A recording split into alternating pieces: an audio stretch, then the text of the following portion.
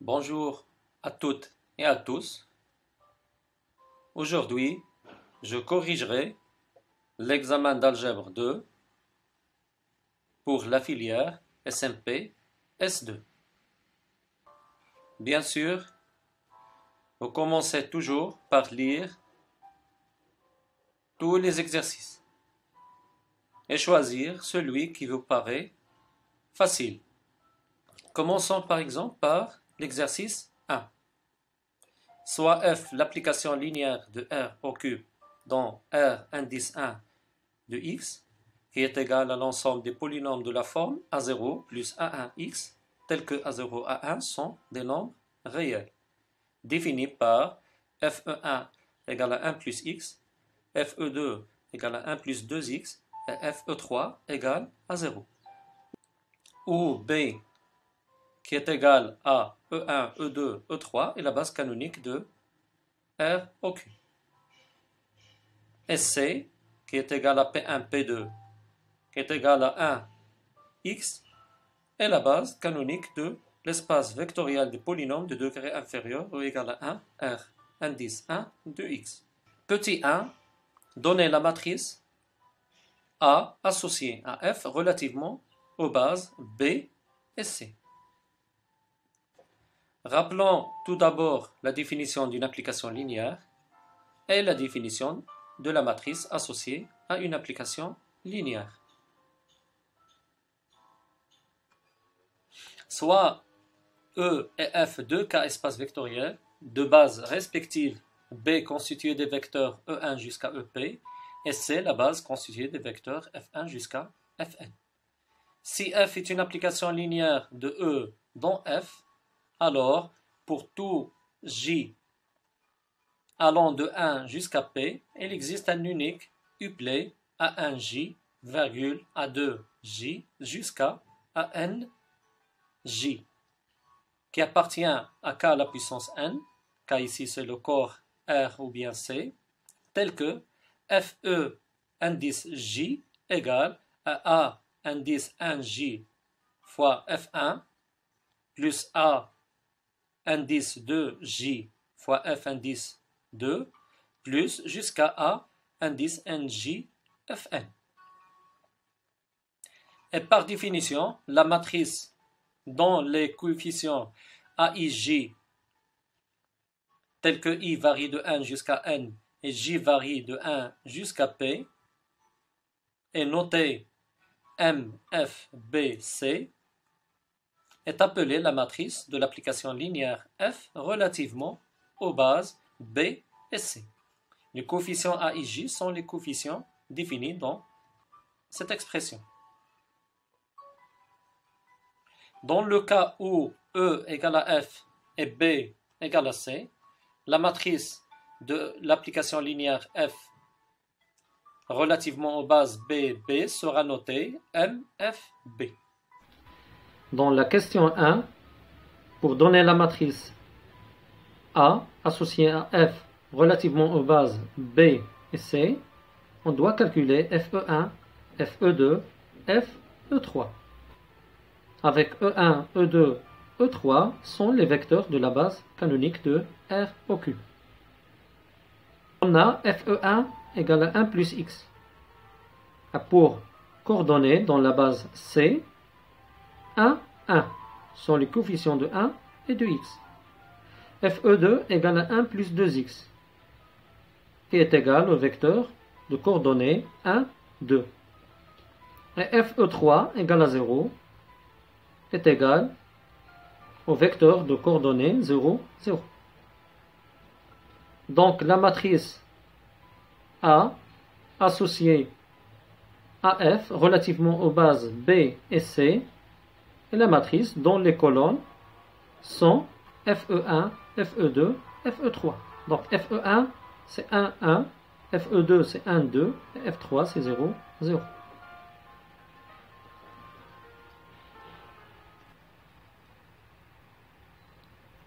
Dans la question 2, exprimez FABC dans la base C en fonction de A, B et C pour tout triplet ABC de R au Q. Donc, quel que soit A, B, C de R au Q, F de A, B, C égale à F. Donc je vais écrire le vecteur ABC sous forme A E1 plus B E2 plus C E3. Et bien sûr, F est une application linéaire de R au cube dans R indice 1 de X.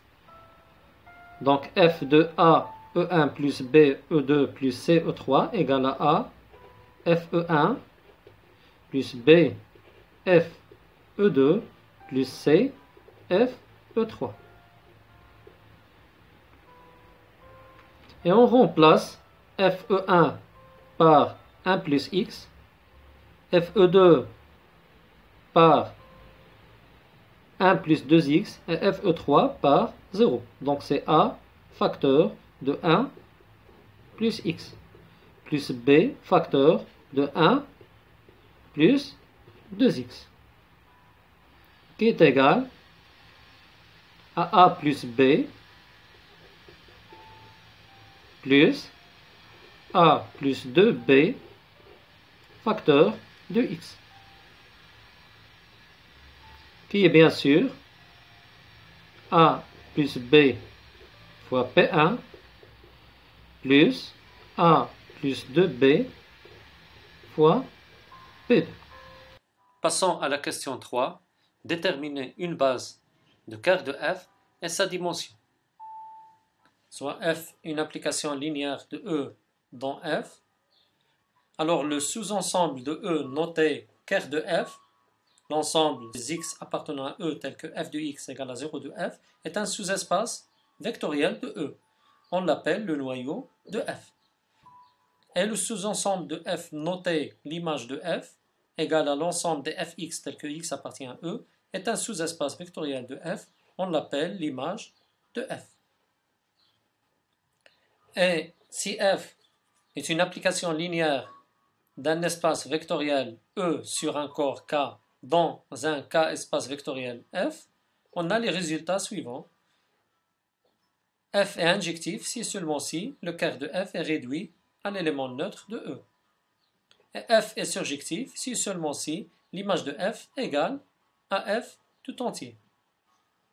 Rappelons le théorème suivant. Soit f un morphisme de K espace vectoriel de dimension finie défini de E dans f, alors on a le résultat suivant. La dimension de E égale la dimension du quart de f plus la dimension de l'image de f.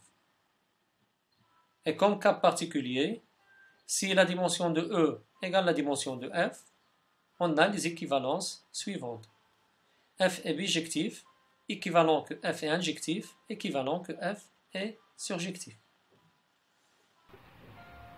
Par définition, le noyau de f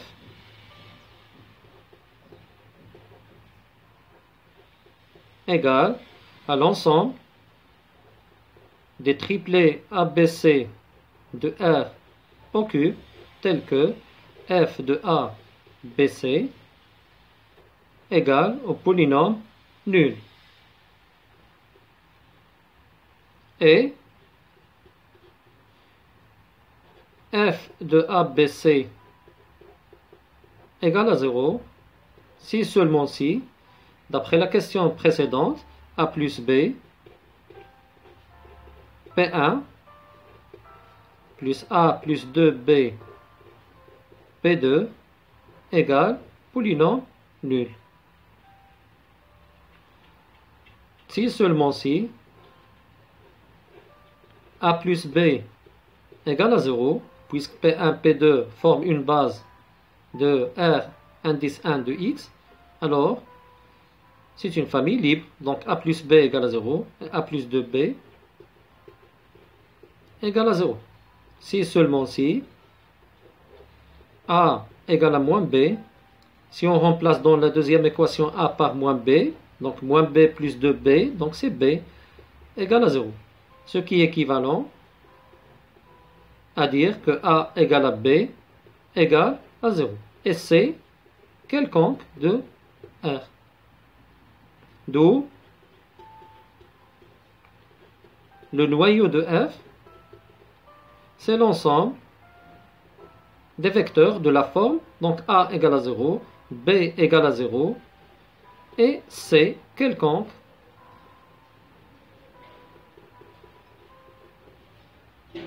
et cet ensemble, c'est C facteur de 0, 0, 1, tel que C est un nombre réel, qui est égal à vecteur E3. Ainsi, E3 est une base de quart de F. Et sa dimension, bien sûr, égale à 1. Puisque la base contient qu'un seul vecteur. Maintenant, dans 4, déduire de la question 3 la dimension de l'espace vectoriel image F. L'application F est-elle surjective? D'après la formule des dimensions, la dimension de R au cube égale la dimension de l'image de F plus la dimension du quart.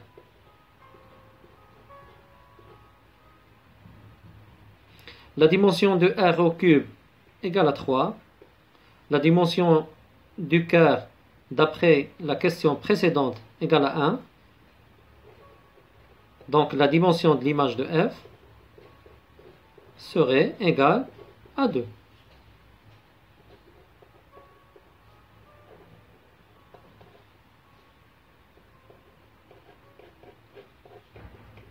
Et 2, c'est la dimension de R1 de X.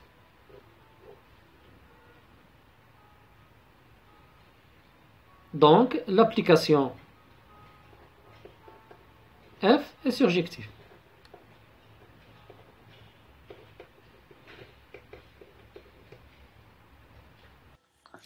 Dans la question 5, montrez que la famille B', constituée des vecteurs E'1, E'2, E'3, avec E'1 égale à E1, c'est le vecteur de coordonnées 1, 0, 0, E'2 égale à moins E1 plus E2, et E'3 égale à E3, c'est le vecteur de coordonnées 0, 0, 1, est une base de R au cube.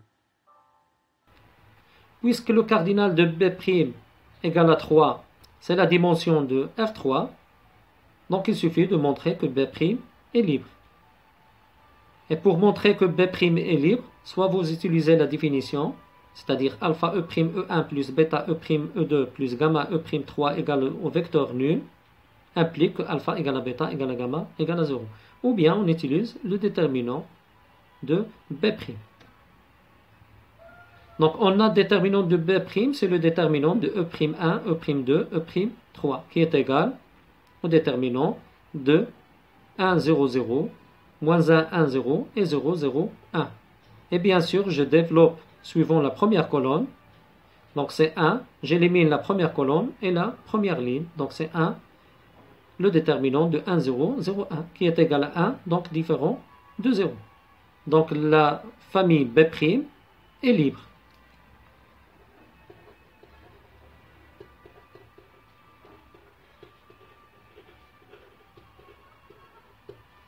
Et comme son cardinal égale la dimension,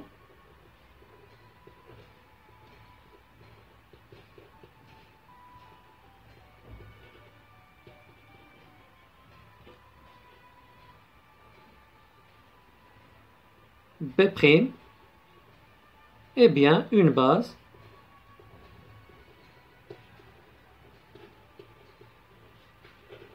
de R au cube. Dans la question 6, donnez la matrice de passage de B à B'. Dans le chapitre 3 du cours, sur les matrices, on va définir la matrice de passage. Soit E un espace vectoriel de dimension n sur un corps K, avec K c'est R ou bien C, et B est B', deux bases de E. On sait qu'il existe alpha ij avec I et J varie de 1 jusqu'à n, tel que E'1 égale à alpha indice 1, 1, E indice 1, plus alpha indice 2, 1, E2, plus jusqu'à alpha indice n, 1, En. Et de même pour E'2 et E'N. C'est-à-dire on exprime les vecteurs E'1, E'2 jusqu'à E'N dans la base B. Et bien sûr, alpha indice 1, 1, alpha 2, 1, alpha N1, ce sont les coordonnées de E'1 dans la base E1, E2 jusqu'à En, c'est-à-dire la base B. On appelle matrice de passage de la base B à la base B', la matrice qu'on note P d'ordre n est égale à la matrice associée à l'application linéaire identité de E relativement aux bases B' et B. Et pour coefficient alpha ij, avec I et J varie de 1 jusqu'à n. Et alpha ij, bien sûr, donc ce sont les coordonnées de E'J dans la base B. C'est donc la matrice dont la jème colonne est formée de composantes de E'J dans la base B. Et ceci pour J allant de 1 jusqu'à n. Passons à la question 6. Donnez la matrice de passage de B à B'. Il suffit d'exprimer les vecteurs de B' dans la base B.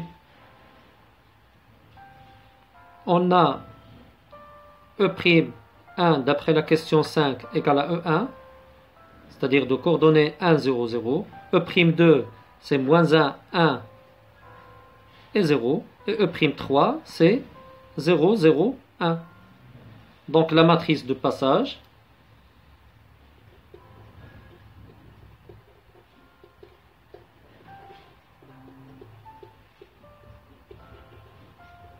de B à B' et la matrice P dont les colonnes sont E'1. Je vais écrire les coordonnées de E'1, c'est-à-dire 1, 0, 0. E'2 c'est moins 1, 1 et 0. Et E'3, donc c'est 0, 0, 1. Dans la question 7, on nous demande de donner la matrice A' de F associée aux bases B' et C. C'est-à-dire on doit exprimer F'E'1, F'E'2, F'E'3 dans la base C. On a F de E'1 égale à F'E'1. Et F'E'1, donc c'est 1 plus X, c'est-à-dire c'est P1 plus P2. Et ce vecteur a pour coordonnées 1, 1.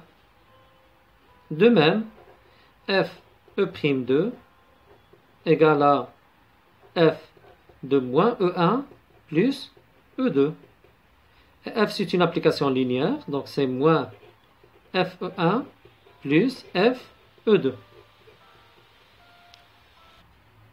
égale à moins 1 plus X plus 1 plus 2X, qui est égal bien sûr, moins 1 plus 1 c'est 0, moins X plus 2X c'est X, égale au vecteur 0, 1. Et de même, F'E'3 égale à E3 égale au vecteur nul, c'est-à-dire le vecteur 0, 0. D'où la matrice A' associée à F relativement aux bases B'C et la matrice, je vais écrire les vecteurs colonnes sont 1, 1, 0, 1 et 0, 0. Dans l'exercice 2, soit E l'ensemble des matrices de la forme M égale X moins Y, Y, X avec XY sont deux réels. Premièrement, montrer que E est un sous-espace vectoriel de M de R. On a E, c'est l'ensemble des matrices de la forme X moins Y, YX, tel que XY appartient à R. Si on sépare les variables, donc c'est la somme des matrices de la forme X0, 0X plus la matrice de la forme 0 moins Y, Y0 avec X et Y sont deux réels. Je peux factoriser ici par X et par Y, donc c'est X facteur de 1, 0, 0, 1 plus Y facteur de 0 moins 1, 1, 0. Bien sûr, avec X, Y appartient à R. Donc E, c'est l'ensemble des matrices de la forme X fois I plus Y fois J, telles que X, Y sont deux réels. Avec I, bien sûr, c'est la matrice 1, 0, 0, 1, et J, c'est la matrice 0, moins 1, 1, 0. Donc E, c'est le sous-espace vectoriel engendré par les deux matrices I et J. Donc c'est bien un sous-espace vectoriel de M de R, puisqu'il est le sous-espace vectoriel engendré par la famille I et J. Avec bien sûr I, c'est la matrice 1, 0, 0, 1, et J, c'est la matrice 0, moins 1, 1, 0.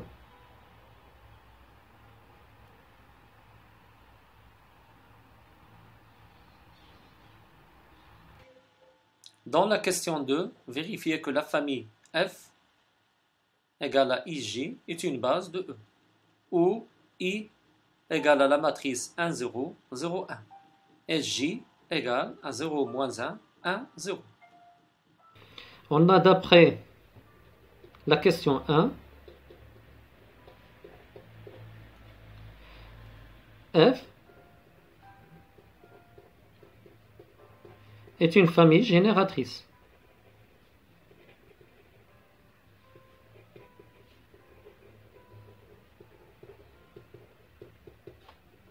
De E. De plus, XI plus YJ égale à la matrice nulle, équivalent à la matrice XY moins YX égale la matrice nulle, ce qui est équivalent à X égale à 0, Y égale à 0. Par suite, la famille F est libre, donc c'est une base de E.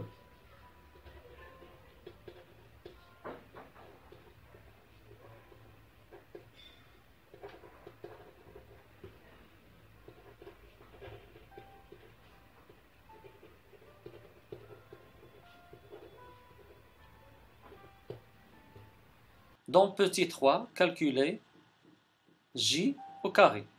En déduire que le produit de deux matrices de E est une matrice de E.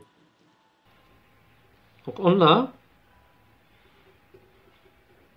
J au carré égale à 0, moins 1, 1, 0 fois 0, 1, moins 1, 0, qui est égal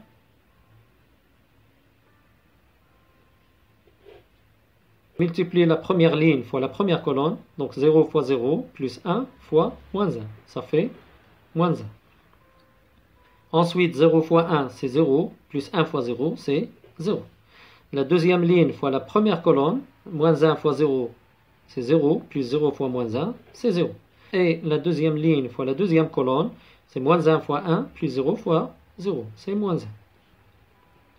Et c'est moins la matrice I.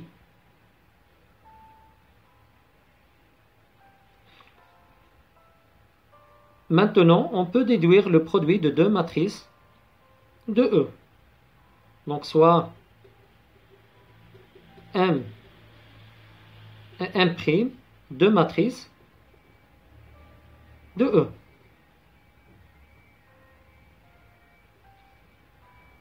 Donc, M s'écrit sous la forme xi plus y j et M' égale à x' i plus y g'. Avec x, y et x', y' sont des réels. Alors, M fois M' égale à xi plus y j fois la matrice x' i plus y' j.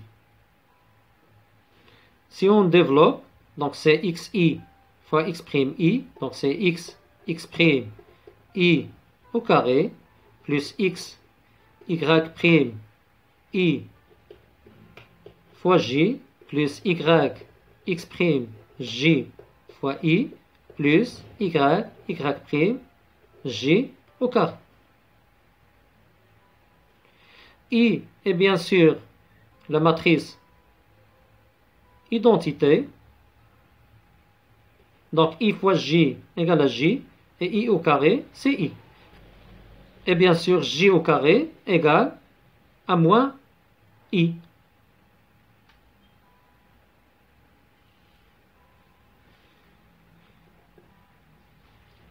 Donc i au carré égale à i.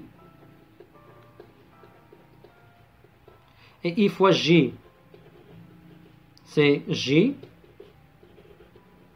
Et j fois i, c'est j, puisque i, c'est la matrice identité, plus y, y' fois moins i.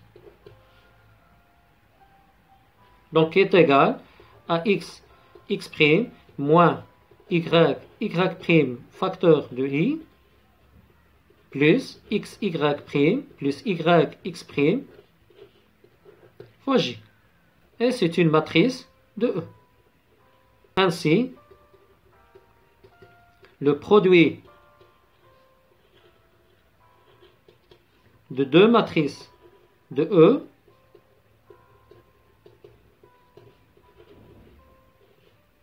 est une matrice de E.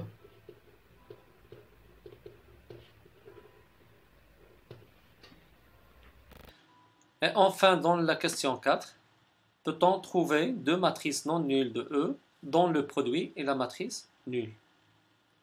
Par absurde, supposons que si A et A', deux matrices de E, telles que A fois A' égale à la matrice nulle.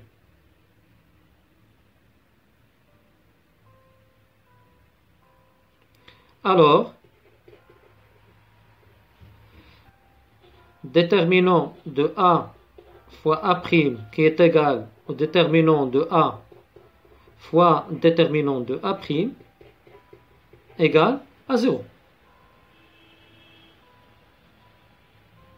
Et bien sûr,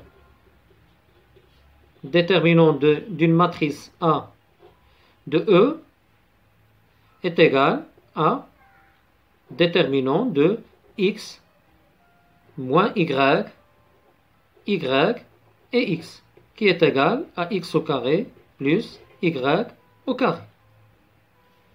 Avec, bien sûr, A est la matrice x, y, moins y et x.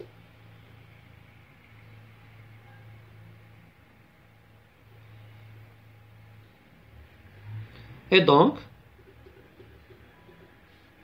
déterminant de A égale à 0, ça veut dire que x au carré plus y au carré égale à 0, ou bien déterminant de A' égale à 0, c'est-à-dire x' au carré plus y' au carré égale à 0. Avec, bien sûr, A', c'est la matrice x', y', moins y' et x'. d'où x au carré plus y au carré égale à 0 implique que x égale à y égale à 0. Ou x' égale à y' égale à 0. Ce qui donne la matrice A égale la matrice nulle ou la matrice A' égale la matrice nulle. Donc, on ne peut pas trouver deux matrices non nulles dont le produit est la matrice nulle. Donc, on ne peut pas trouver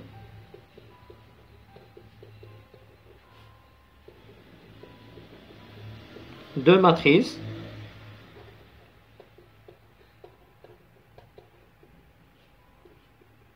non nulles de E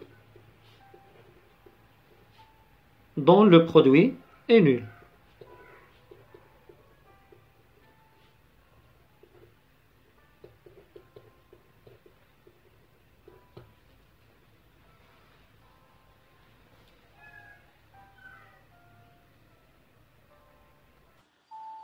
Et enfin, dans l'exercice 3, déterminer le rang de la matrice suivante et calculer son inverse lorsqu'elle existe. Rappelons la définition du rang d'une matrice, soit A, une matrice de type NP à coefficient dans le corps K des nombres réels ou bien des nombres complexes. A n'est pas forcément une matrice carrée. Par définition, le rang de la matrice A, noté RGA, est défini par le rang de la matrice A égale le rang de la famille V1 jusqu'à VP, qui est bien sûr égal à la dimension du sous-espace vectoriel engendré par la famille V1 jusqu'à VP, avec Vj et le vecteur de k à la puissance n, dont les coordonnées sont les coefficients de la colonne Cj de la matrice A. Rappelons la définition de la comatrice d'une matrice A, soit A une matrice carrée de MnK et delta Ij étant le mineur de AIJ, c'est-à-dire le déterminant d'ordre n-1 qu'on obtient à partir de A lorsqu'on lui enlève la ième ligne et la jème colonne. La quantité alpha ij qui est égale à moins 1 à la puissance i plus j facteur delta ij s'appelle le cofacteur de AIJ. Et la matrice notée Co-A est appelée comatrice de A égale à Co-A égale la matrice dont les coefficients sont alpha ij avec ij varie de 1 jusqu'à n est appelée la comatrice de A.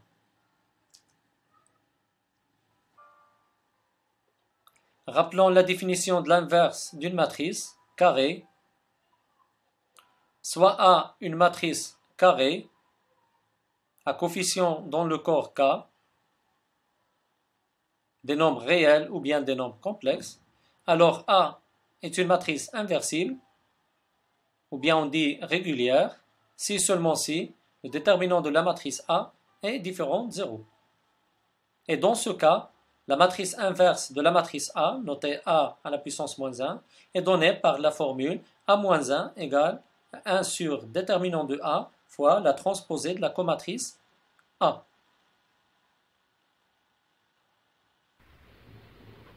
Pour déterminer le rang de la matrice suivante, on va d'abord calculer son déterminant. Si on pose M égale à la matrice suivante, alors le déterminant de M égale le déterminant de la matrice 1, 0, 1, 0, 1, moins 1 et 1, 1, 1.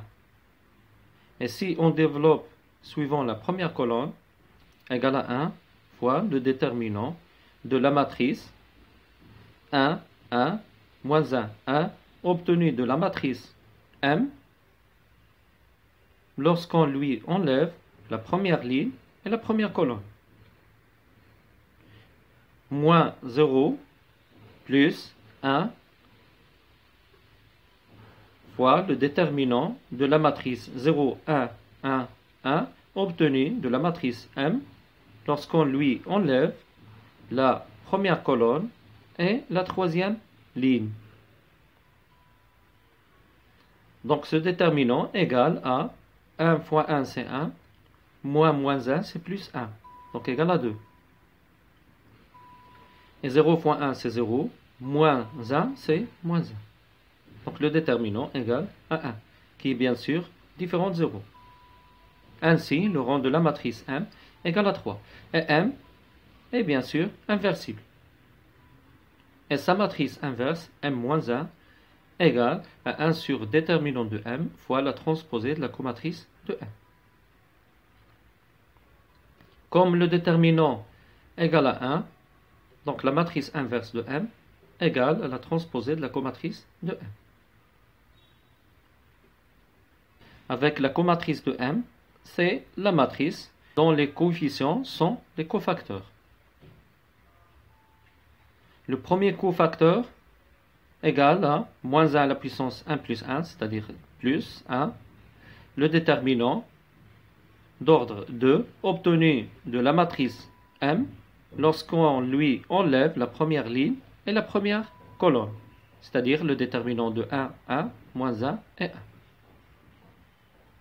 Le deuxième cofacteur, c'est moins 1 à la puissance 1 plus 2, c'est-à-dire moins 1, fois le déterminant d'ordre 2 obtenu de la matrice M lorsqu'on lui enlève la première ligne et la deuxième colonne. Donc c'est le déterminant de 0, 1, 1, 1.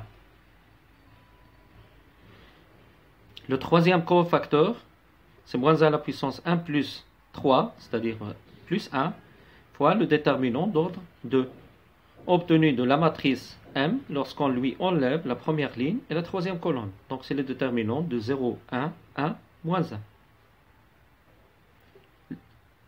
De même, c'est moins 1 à la puissance 2 plus 1, c'est-à-dire moins 1, fois le déterminant d'ordre 2, obtenu de la matrice M lorsqu'on lui enlève la deuxième ligne et la première colonne. Donc c'est le déterminant de 0, moins 1, 1 et 1.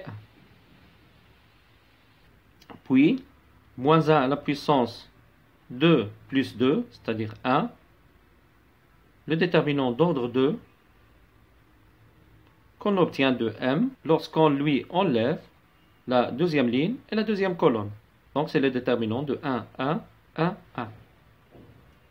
Puis moins le déterminant d'ordre 2 obtenu de la matrice M lorsqu'on lui enlève la deuxième ligne et la troisième colonne. Donc c'est le déterminant 1, 1, 0, moins 1. Le cofacteur 3, 1, c'est le déterminant d'ordre 2 obtenu en éliminant la troisième ligne et la première colonne. Donc c'est le déterminant de 0, 1, 1, 1. Puis moins 1 à la puissance 3 plus 2, c'est-à-dire moins 1, le déterminant d'ordre 2 obtenu en éliminant la troisième ligne et la deuxième colonne. Donc c'est le déterminant de 1, 0, 1, 1.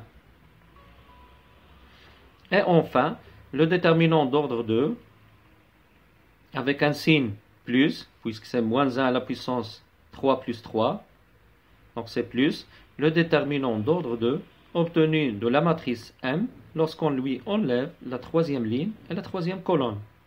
Donc c'est le déterminant de la matrice 1, 0, 0, 1. Et bien sûr, 1 fois 1, c'est 1. Moins 1, c'est plus 1, donc c'est 2. 0 fois 1, c'est 0. Moins 1, c'est moins 1. Plus, c'est plus 1. 0 fois moins 1, c'est 0. Moins 1, donc c'est moins 1. 0 fois 1, c'est 0. Moins 1, c'est plus 1. Avec le signe moins, c'est moins 1. 1 fois 1, c'est 1. Moins 1, c'est 0. 1 fois moins 1, c'est moins 1. Avec le signe moins, c'est plus 1. 0 fois 1, c'est 0. Moins 1, c'est moins 1. Ensuite, 1 fois 1, c'est 1. Moins 0, c'est 1. Avec le signe moins, c'est moins 1. Et 1 fois 1, c'est 1. Moins 0, c'est 1. Donc, c'est la comatrice de M. Donc, la matrice inverse de M est égale à la transposée de la comatrice. et la transposée de la comatrice. Donc la première ligne devient la première colonne, donc c'est 2, 1, moins 1. La deuxième ligne devient la deuxième colonne, c'est moins 1, 0, 1. Et la troisième ligne devient la troisième colonne, donc c'est moins 1 et 1. Ainsi, on termine la correction de l'examen d'algèbre 2 pour la filière SMP S2 pour l'année universitaire 2016-2017.